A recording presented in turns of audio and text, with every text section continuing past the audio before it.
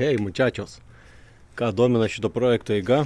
Tai va, šiandieną padarytas toks nemažas darbas. Nupučiau gruntų. Aišku, išlindo kai kurios vietos, kur reikia, prašpakliuot galbiškį, prašveist.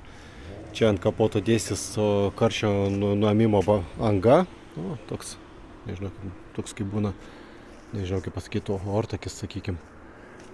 Dabar, ką, šonai kaip ir padaryti, slengstis nepučiau, nes slengstis tas, būtent šitą detalę reikės nuiminėti ir tvarkysis, nes patrukinėjus špaklis patrukinėjęs, kažkada man žąsnes kažkoks įkėlė su domkratu neteisingų vietų paėmęs, sulaužė tą slengstį, žodžiu, reikės tvarkyti, tai iš jo kol kas nieko nedariau, bet tvarkingai prasipučiau gruntų viską ir galim bus prašveitus jau galvot apie dažymą, kaip sakant. Aišku, dar iki dažymų yra ką veikti.